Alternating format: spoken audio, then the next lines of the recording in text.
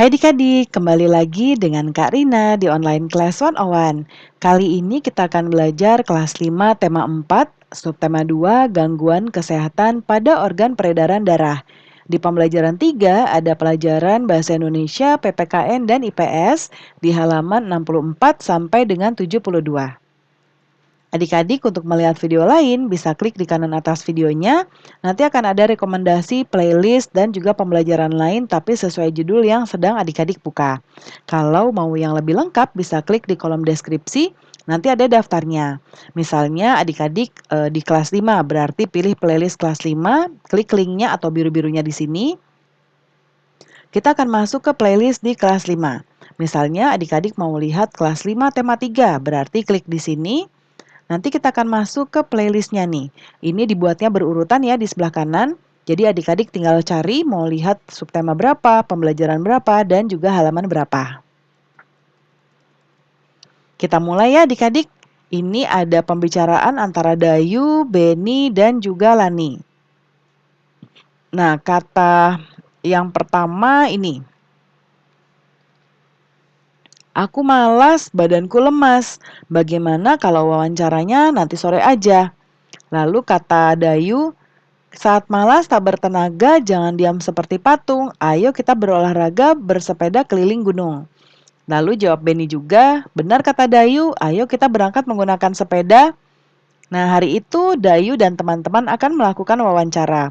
Dayu, Edo, dan ini Lani ya, sepakat untuk berangkat bersama.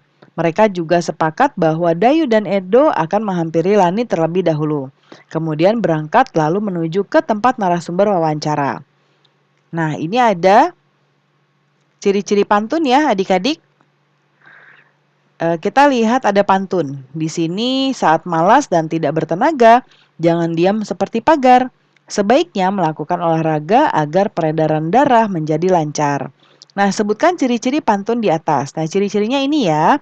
Yang pertama itu dia ini.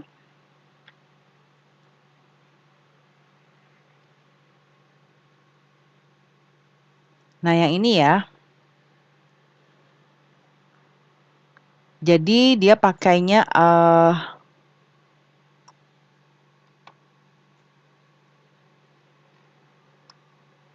nah ini tadi Kak Rina buatnya yang ini ya.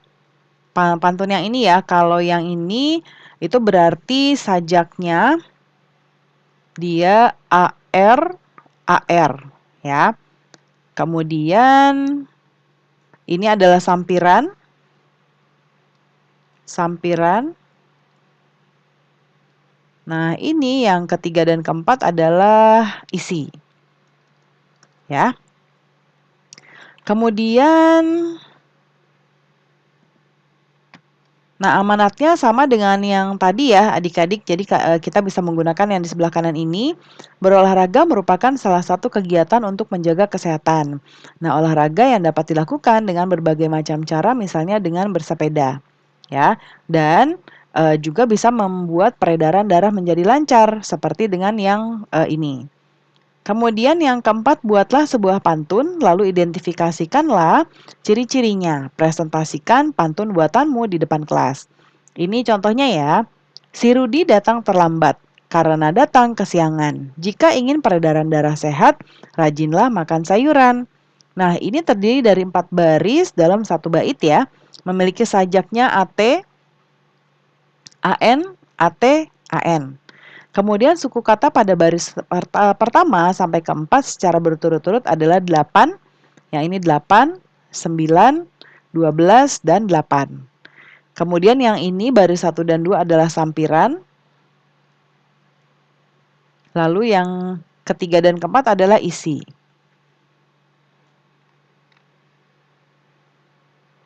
Kemudian berikutnya Dayu, Edo, dan Lani berangkat melakukan wawancara menggunakan sepeda. Mereka membutuhkan waktu setengah jam untuk sampai ke tempat wawancara.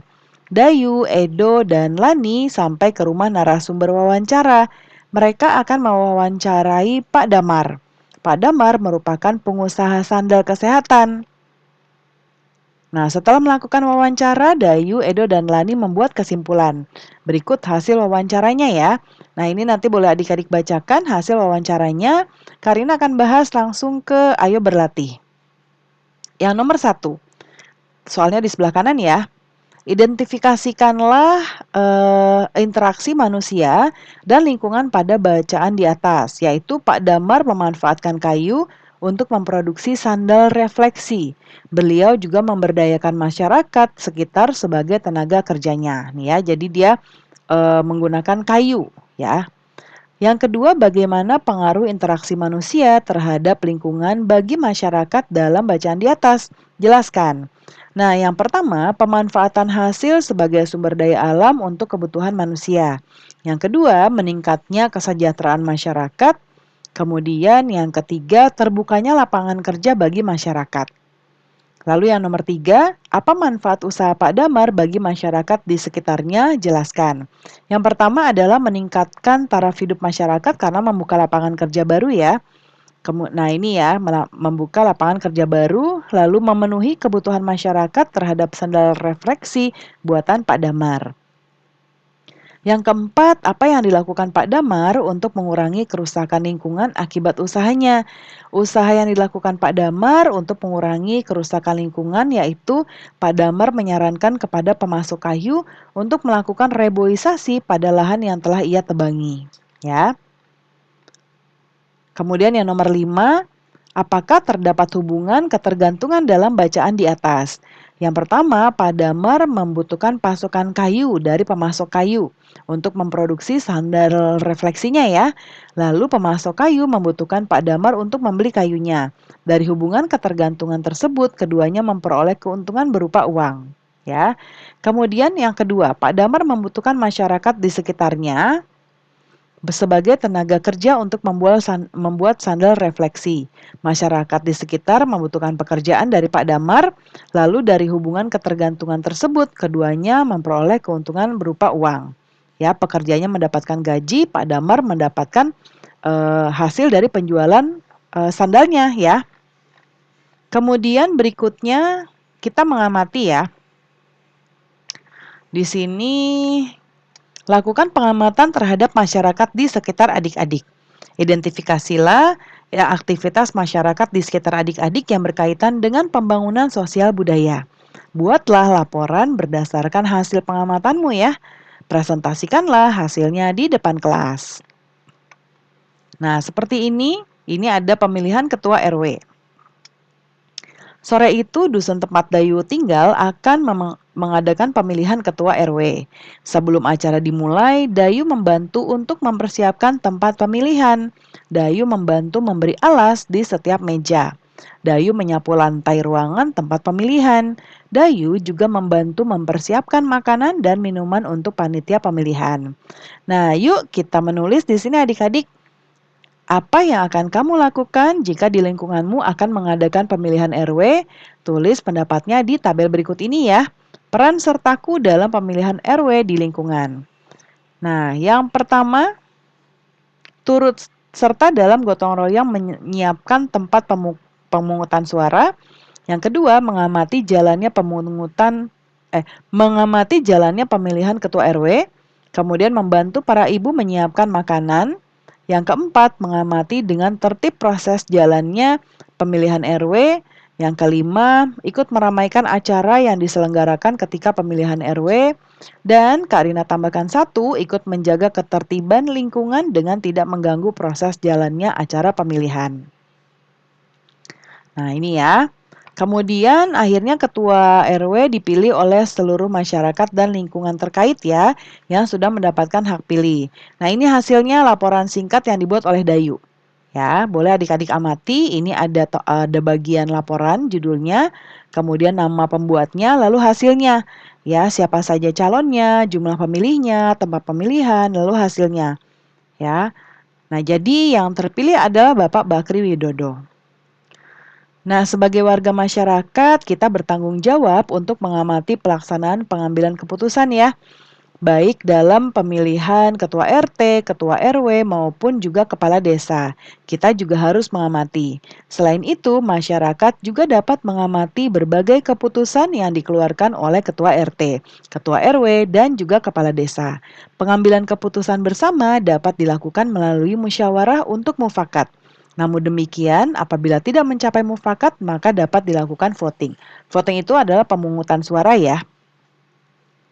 Kemudian nanti buat kelompok ya, terdiri dari 3 orang siswa, lakukan pengamatan terhadap pengambilan keputusan di lingkungan tempat tinggal. Jadi ini adik-adik bisa membuat sendiri, karena nanti akan berbeda-beda ya, dan nanti buat laporannya contohnya seperti yang dibuat oleh Dayu, ya. Nanti tinggal diganti aja calonnya siapa, tempatnya di mana. Nah, kita sekarang mau menjawab pertanyaan berikut ini. Yang pertama, bagaimana cara pengambilan keputusan bersama yang biasa dilakukan oleh masyarakat Indonesia? Nah, kita biasa melakukan pengambilan keputusan bersama melalui musyawarah. Musyawarah tersebut bertujuan untuk mencapai mufakat. Namun demikian, apabila tidak mencapai mufakat, maka akan dilakukan voting. Salah satu contoh voting adalah pemilu atau pemilihan umum. Yang nomor 2, apa saja masalah dalam masyarakat yang dapat dipecahkan melalui pengambilan keputusan bersama? Yang pertama, pemilihan ketua RT, RW, dan kepala desa. Yang kedua, membuat jam ronda malam. Kemudian melaksanakan gotong royong membersihkan lingkungan. Yang ketiga, bagaimana cara masyarakat melakukan tanggung jawabnya sebagai warga. Yang pertama, berpartisipasi dalam pemilihan RT, RW, dan juga kepala desa, menjaga keamanan lingkungan, menjaga kebersihan lingkungan.